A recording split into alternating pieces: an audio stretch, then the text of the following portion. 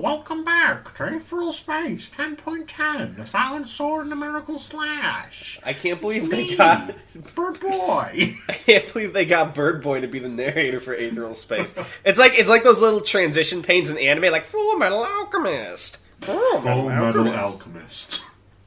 Yeah, but it's Bird Boy. He's like, Aetheral Space! I loved the reveal in your fucking D&D command. This is entirely off topic, like 30 seconds of the video. Because, like, Bird Boy talked like a fucking bird all campaign, and then we met another bird person, and he talked normal. Yeah, it was just his thing. Exactly. It was so fucking funny. It's so good. I love Bird Boy so much. I miss him. Bird Boy. War criminal extraordinaire. I, in my opinion, in my canon, like in his like war criminal backstory, sounded different, and he drastically changed his voice to dissociate himself with his. No, past. he did. We had a flashback with him. He talked like all menacing. Like, yeah, he was like evil. Yeah, so that was like to differentiate himself. Keep in mind, guys, Bird Boy became a paladin of a self-help book. All right, he took his oath for self-help, and he had rules he had to follow. He would come up with rules, and then he had to follow them later. Exactly. It was so cool. Rules can be added but never deleted. It was so good. Oh, I miss him so much. Anyway, we're not here about Bird Boy. We're here about the Silent Sword and the Miracle Slash, which sounds like a YA book title, which I kind of love. It's like a Percy Jackson book that got lost. Yeah, right. Percy Jackson, I haven't. I did as a kid. I never read the ones after with the Roman gods, but I've been thinking about going back and reading the Percy Jackson books and then going through those. But I also need to read the Stormlight Archives. Oh, that's fucking good. That is a good series. I would recommend that. And but I would say, if you're going to read Stormlight Archives, you want to read some of the Brandon Sanderson prior, because it will help you. Alright, why don't you give me a list of books to read in order? Other thing I was thinking about reading is the Orcs series. Have you heard of that? I have not, no. So I found it randomly. I think they were by a British author, and then they got called something else in America, which makes them hard to find. But it's like it's a story about like a warring tribes between like orcs and humans, but the difference is it's told from the perspective of orcs. Hell yeah. I've heard they're pretty good. And I love orcs and goblins. Anyway, it's time to read Aetheral Space. Before I throw up from all this coffee. Why did I drink coffee? Sure think. Gonna want to read Aetheral Space. Me walk. Okay. Come on. You got this, Darno. Whew. The woman knelt by the fallen swordsman, her eyes wide, pulling his bleeding body up in a vain attempt at denial. Her own sword lay forgotten at her side. No, she whispered. No, he's dead. He can't be. He isn't. No. Oh, God. There was blood on her hands. No, please. It wasn't. What did you do? Those last words were screamed at the young man who was still standing, his green sword hanging limp in one hand. In the other hand, he held some kind of trigger mechanism, the device rattling as his grip shook. He was staring down at his fallen comrade, eyes wide. I didn't, he muttered, disbelieving. No, I didn't. I didn't mean to. Is he? He can't be. There's no way. Even as the young man whispered that, however, toxic veins were spreading over the body of the victim, the spawn of the green sword. The puddle of blood, slowly spreading out, soaking into the woman's dress, told its own story as well. If this was not a corpse, it soon would be. You tricked me! The woman hissed. You tricked me! The young man took a step forward. I didn't! He pleaded. I didn't mean for this. I just wanted... The woman's eyes narrowed. You got what you fucking wanted! You scumbag! You son of a bitch! She looked down at the body in her arms. He's cold, she breathed, voice shaking. Oh, God, no. He's cold. No. Long seconds passed, the young man's hand suspended in the air, as if he were perpetually about to reach out. The woman just stared down at the body, the spark of life in her eyes visibly dying away until those red eyes were empty as crusted blood. A long, involuntary sigh trickled out of her throat. And then her eyes moved to her own sword. The young man obviously realized what she was about to do before she did it. He stepped forward, shouting something indiscernible, but too late. Emotion had slowed his step, and had quickened hers. In a flash, she had the sword in her hands, holding it against her own chest by the hilt. And then she plunged it in. Muzazi winced as the headache abated. What in the world has that... I assume had. Okay. What in the world had that been? For a moment... It's like most people have an editor that like helps them, but my phone is an editor that actively sabotages me. For a moment it had felt like he'd been somewhere else, some time else, observing distant events as though they were a videograph. The face of the woman he'd seen. Had that been Mariana? No. He had no time to consider such things. It was coming for him, after all. After losing her head, the corpse of Mariana Panhelios had abandoned all vestiges of grace and restraint. Wasn't Mariana like, Negan's old squeeze? Yeah. Gotcha. Yeah, this furthers my clone theory, clone memories. Muzazi had no choice but to retreat down the hallways as she pursued. Ominous, Muzazi. An utter cyclone of sword slashes. The false images on the walls of the corridors were shattered as she let loose, shards of glass falling and coating the floor. Muzazi observed carefully as he propelled himself backwards with his thrusters, always staying just out of reach. His adversary was holding her sword in one hand as she pursued, in the other she held her severed head. The red eyes were tinted with purple as they stared insistently at Muzazi, even as the head swayed back and forth from being gripped by the hair. It was easy enough to work out what had happened. At some point, Mariana Panhelios had perished and underwent an Aetheral awakening. That awakening had turned her reanimation ability back on her own corpse, allowing it to keep functioning for such a long time. How long? Since before he'd gotten here, certainly. He'd smelt that perfume on her, masking her decomposition since the first time they'd met. But how long before that? How long had this corpse been walking around as one of the seven blades? Any peculiarity is explained as the product of grief. There was no vow of silence, after all, was there? Just the hush of death. Muzazi was not simply fleeing without a goal. The route they were taking was headed for the arena. In a wide open space like that, he could fight freely. His reach was limited in cramped confines like these, and the swarms of flies that Mariana commanded could more easily reach him. Even now, he could feel them crawling under his clothes, biting at his exposed skin. The pain ran across his body like an electric current. He gritted his teeth. How much longer? He hadn't been on the child garden for long, but it was good practice to be familiar with one's base of operations. Put an apostrophe there. If his memory was accurate, they should be reaching it in 3, 2... Mariana lunged forward, her sword stabbing at Muzazi's throat. 1! The two of them made it out of the hallway, and Muzazi immediately made use of the available space, zooming upwards to avoid Mariana's thrust. The instant he was finally out of her range, he threw his arms out, thrusters sprouting all over his body to incinerate the insects covering him. For a split second, he was a silhouette of pure light, and the next he was back in a combat stance, ashes spilling out from beneath his charred clothes. He kept close to the ceiling, making sure there was no possible way for Mariana to reach him with a display of acrobatics. Luckily, the ceiling of the arena was high, and he was able to keep firmly out of her range. The only thing he had to worry about was her throwing her sword, and from this distance he would easily be able to see it coming. Mariana walked down the stands, the head on her hand angled to face in his direction. That all but confirmed his suspicions. She still used the eyes of the severed head to see, probably here, too. If he was able to destroy it, he'd be cutting off the enemy's senses entirely. If there was a more identifiable weak point, he didn't know of it. Ooh, ouch. Sorry to do this to you. I'm feeling a little nauseous. I might need you to take over. Ooh. Sure. Still, as he looked at the corpse circling him from below, he couldn't help but feel his hand shake. Why? He didn't know. Was he frightened? It would be no surprise if he was. A headless zombie was coming for him after all. But no. He knew fear. Back on Nocturnus, when he'd met the Abyssal Knight, he'd felt true terror. The kind of awful fear that scraped its nails of your bones and clawed at your brain, that stopped you from being the kind of person you'd convinced yourself you were. Real fear revealed. This was different. But how? It was as he swallowed as he saw Mariana stop directly beneath him. Purple Aether was concentrating around her legs. No doubt she was about to try something, using whatever rudimentary intelligence still remained within her Aether. Well, he wasn't about to allow that. Mariana Panhelios leapt up, and at home Muzazi swooped down. The horror lurched towards a climber, squelching and squirming as it moved. Its flesh bubbled and oozed, unidentifiable liquid dripping from its nail-like teeth and steaming on the floor. The climber leapt to her feet, fear grasping her heart and quickening her step. She went to retreat backwards, only for her back to thump against the metal shuttle behind her. In this position, in this part of the room, she was trapped. Escaping would mean running right past the monstrosity before her, and she already knew it wouldn't allow that. Her hand shook, her breath trembled, her vision grew hazy. This thing was going to eat her, it was going to eat her. A childhood nightmare come to life. No. She was the supreme heir. She was meant to be stronger than this. Fear was supposed to be as foreign to her as injury was to her father. That was the reason she'd been born. That was what she was for. A thing like this wasn't supposed to survive being in her presence. The climber squeezed her eyes shut. Aether, she begged. Aether, please. She could hear it still, the enemy, inexorably slithering over the carpet, but she did her best to ignore it. It was like Attorney Muzazi had said, Aether was something inside yourself, a light of the mind. All she had to do was find it, find the cord that revealed that light to her. She could do it. She was the Supreme Ur. She was. That was all she had. Aether. Aether, Aether, Aether, Aether!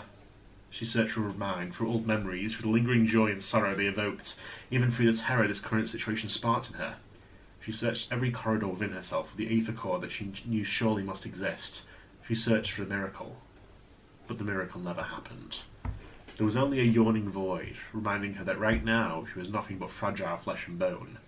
And soon, very soon, she might not even be that. The resolves she'd briefly summoned up evaporated, as all illusions must. A climber opened her eyes. The thing was right in front of her, the two sides of its body ready to snap shut and devour her whole. She vaguely wondered how long it would take for her to die. Would it be instant if nothing else, or would she even die at all? Perhaps there was a worse fate waiting for her. She wouldn't be surprised. The tendrils within the beast lashed out, aiming to pull her right into its maw, and fell to the ground, cleanly severed by a single stroke. A climber blinked. Huh? Hey! Before she could do much more than look on, however, a climber was moving, with such speed that the air was knocked out of her lungs. She was tucked under somebody's arm, she could tell that, and as they landed and came to a halt, she looked up to see the face of Morgan knocked. He had come out of nowhere, grabbed her, and gotten her away from the false air. She looked up at him, dumbstruck as he let her back down. Thank you. Don't thank me, Morgan smirked, glancing back across the room. All I did was pull you out of there. She followed his gaze and saw, there, standing across from the monster, the one who had actually made that attack. Baltai Kojiro, his leviathan drawn, a serious expression on his face as he sterned down the false air. Black ichor dripped from his green blade. There had been 6 tendrils coming for him, all from different angles, and yet this man had severed them all in a single movement. Climber had heard that some people called him the Miracle Slash. She didn't wonder why. Sorry to say, Baltai said, adjusting the angle of his sword, but I'll be your opponent tonight, creature. The nightmare seemed to regard him for a moment, bleeding tendrils swaying in the air, and then its body snapped shut, assuming the false form of a child once again. It lowered its body to the to the ground, tiny pupils glowing at Baltai, and let out a cracking moan. The target was the Supreme Ur, wasn't it? Baltai demanded. Hans Allier and his Kingmakers were simply a means to get you on board. I don't know how you managed to get into Grace's quarters, but I'll be avenging him in full. Prepare yourself. If you don't like lowered its body, you could do lowered itself. Oh yeah. Prepare yourself. The boy growled, his voice wet. We await the return of our king. The light of civilization will go out. Baltai narrowed his eyes. Darkstar. That was barely a conversation, but it was the closest thing there would be between these two enemies. The falser screeched as he launched off the ground, firing himself like a bullet right at Baltai. Baltai, for his part, simply adjusted the precision blade again, took a deep breath, and leisurely won. Are you ready to come back for a little bit? Yeah, I think so. There wasn't a living thing in this world that didn't predict the future. It was a natural part of the mind. When you see someone drop a glass, you predict that it will fall to the ground. It's nothing special. All Baltai Kojiro did with his Aether was take that existing ability to predict and supercharge it. A natural ability to read muscle movements and body language became something that bordered on the supernatural. 10 seconds. With the precognition he'd honed, he could predict the movements of living things up to 10 seconds in the future. Baltai knew that the monster would leap at him before it even kicked off the ground. A blue shadow, visible to him, pounced out of it in his direction, tracing the path of the future. Oh man, you've gotta see the Sasaki Kojiro versus Poseidon fight. You would love that shit. He could see the way its face would twist in feral fury. He could see the way its hands would come down like claws. All of its movements, he could see them. King Crimson. It's like walking around it. The fucking, the shit in Cyberpunk where the little rainbows behind David. Easily, but still pathetic. He had wanted to be stronger than anyone, and knowledge was power. That was why, when he was younger, he had left Supremacy territory and snuck into the UAP, to Abraphasad, the land of precognition. He'd learned from masked oracles and seers, trying to match the future sight they'd mastered, and all he'd achieved were this measly 10 seconds. It was said that the elders of Abraphasad could chart the course of galactic events years into the future, and that was what had elevated them into the UAP's Central Governing Council. People like that, not even warriors, had outmatched him from the moment he'd been born. This thing, though, it barely qualified as an obstacle. Victory came from striking first, and when you could see the future, you could always struck first. Bolte Kojiro stepped to the side and moved the sword almost lazily as the present caught up, and almost comically the false air fell apart, his head and limbs chopped away.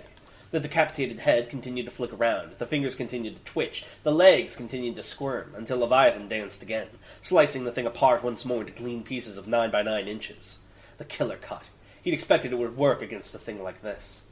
Bolte silently sheathed his blade, looking down at the inert pile of flesh. As he watched, the pieces began to bubble black and rapidly decompose, eventually becoming an abyssal smoke that lingered in the air for a moment before fading away entirely. He'd have to tell Paradise that her special friend had left behind another present. But that was for later.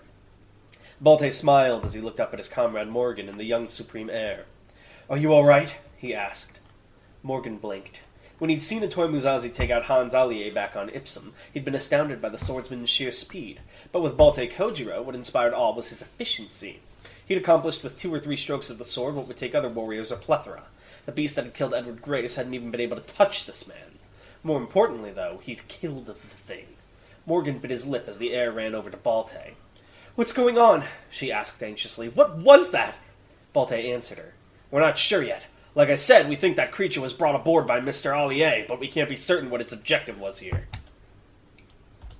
"It wanted me," she whispered. Bolte nodded. "Most likely," he replied honestly. "We can't stay here. There's no telling if there's anything else on the ship right now. We need to get you to an alternate location, somewhere easily defensible. Any ideas, Mr. Noct?" Morgan nearly jumped as he was suddenly addressed, pulling him out of deep thought. I guess the function room? With its position, we can cover all the exits from the center of the chamber." "Good thinking," Bolte nodded, scooping the air up onto his back. He glanced back at her over his shoulder. "This will have to be a little quick, so brace yourself, okay?" Before Bolte could set off, though, Morgan extended an arm. "Wait!" he called out. "Wait, boss." Bolte stopped at the door, looking back at Morgan. "What is it?" You need to trust someone, Wu Ming had told him, even if that's just one person. If Bolte Kojiro was truly the one behind this, then he'd have no reason to execute the monster that had been about to kill the heir. If Bolte Kojiro was truly the one behind this, there'd have been no reason for Gretchen to go behind his back. If Bolte Kojiro was truly the one behind this, then he'd have no reason to follow Morgan's lead here. He swallowed. When you stood alone, even the gentlest snowfall could seem like a blizzard. Sooner or later, you had to trust someone. He hoped he wouldn't regret this. "Boss," he sighed, rubbing the bridge of his nose, "I have something to tell you. About Gretchen Hale." "Careful now," said the blonde boy, deflecting a hail of bullets with a few quick slashes of his sword. The other two moved behind cover, using the opportunity he'd created. The young man with the helmet glanced around, the golden visor flicking from point to point as he inspected the battlefield. "We can't stay here long, Mariana," he said. "That girl with the bear will be coming this way, too." Mariana nodded, looking up at the sky. As always, when the certification exam came around, the fields of tribulation had been filled with smoke. Weapons and abilities of every variety had been deployed here, by participants hopeful for the freedom victory would bring them. "If you can kill the bear," she suggested, "I can bring it over to our side. It'll be a big advantage." "The beast is fast," the helmeted man said. "I'd rather take my chances, especially with the poison still affecting me. By the way," he glanced up at the blonde boy, who was just now joining them, "I haven't thanked you yet. Why are you helping us?" The boy grinned cockily as he ducked behind the upended truck. "You guys are strong. I've got an eye for it. If I stick with you, I'm pretty sure I'll make it to the end, no problem." "Interesting. Opportunism, then?" The young man chuckled, extending a hand. "Your eyes don't match your words, though. I'm Negan Rush, I suppose." Mariana giggled. "Yourself?" Negan continued, ignoring the interruption. The boy accepted the handshake. "Bolte Kojiro," he said gruffly. "Nice to meet you." "You're showing me this, aren't you?" Muzazi muttered to the spectre he knew must be right behind him. "But why?"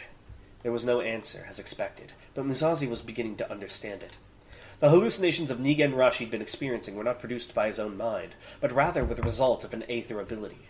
Perhaps it had been an ability belonging to Rush himself, or to another third party, but regardless it had latched onto Muzazi somehow, transmitting a part of Rush's recorded consciousness. Oh, is this kind of like Akamanto in Part 5? He standified himself? That was why Muzazi could experience those memories. That was why Muzazi could access that technique. Doubtless it was what was interfacing with his own memories, too. A mind could interfering with his own memories, too. A mind could only hold so much, after all. He had to get himself out of this situation and somehow exercise the ability before he was overtaken. But getting out of this situation was easier said than done.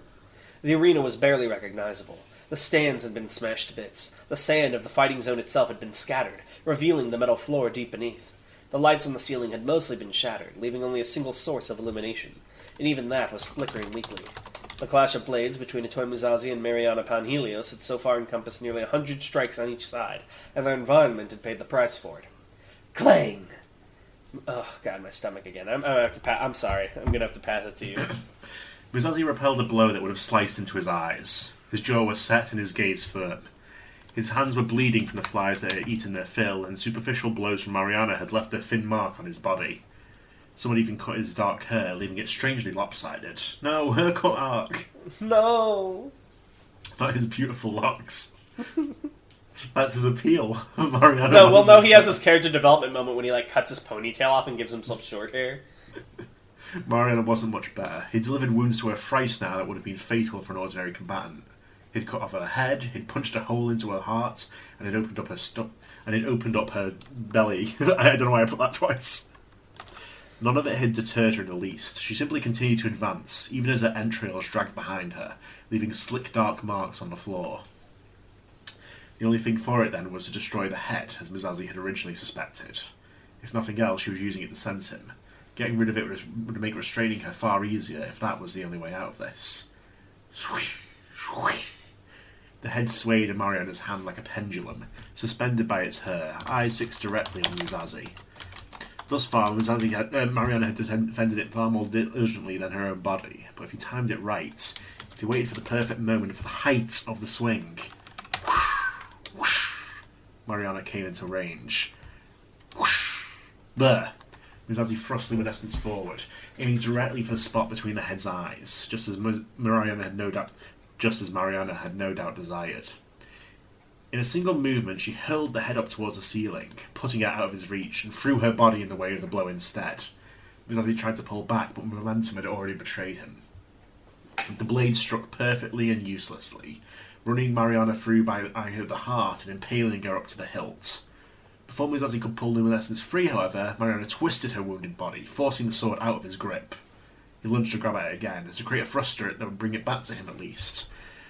But she leapt back, firmly out of his range, catching her head again on the way. Muzazi charged after her. He could not allow this new state of affairs to settle.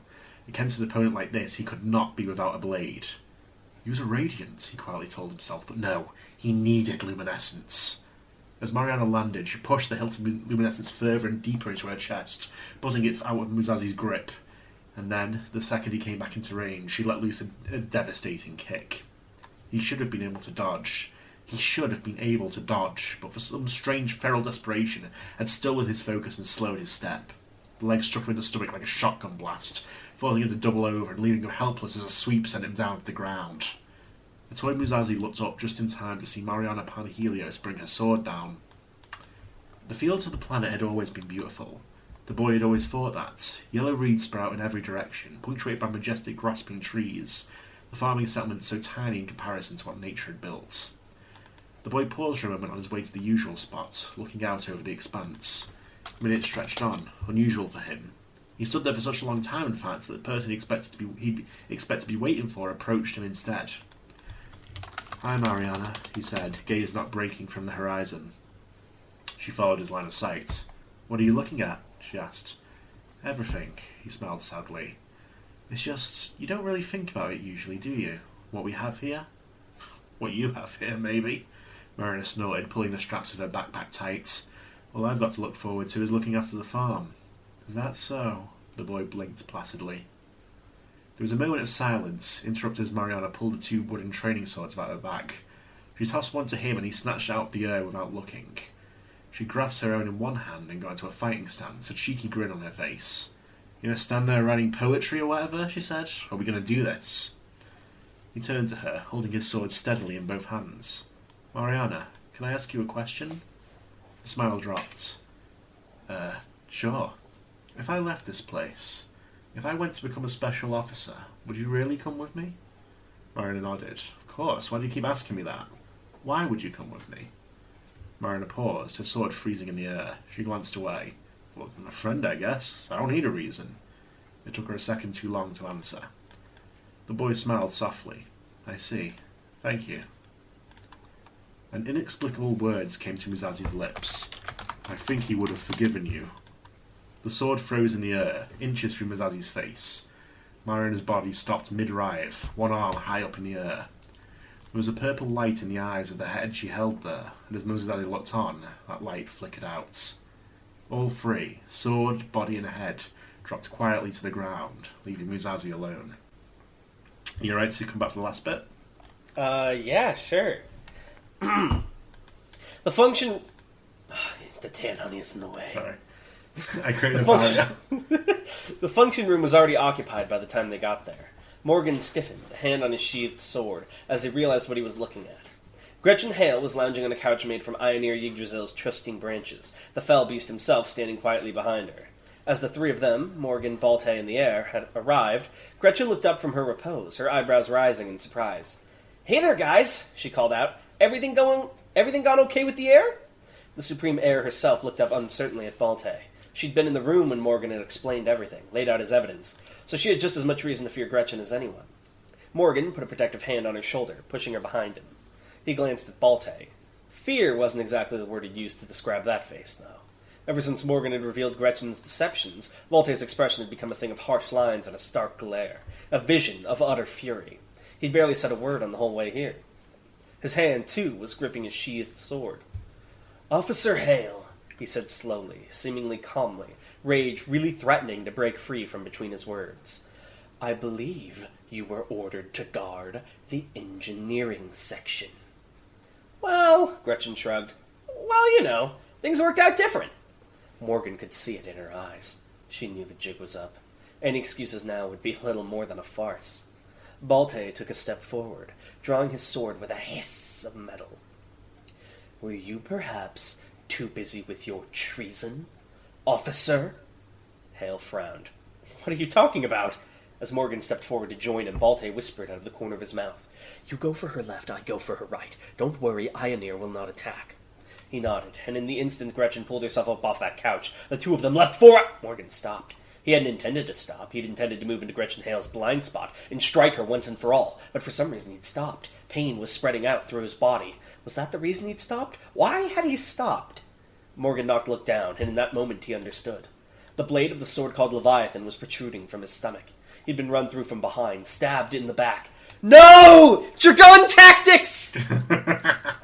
A bitter chuckle rose to his lips. It seemed there weren't limits to paranoia.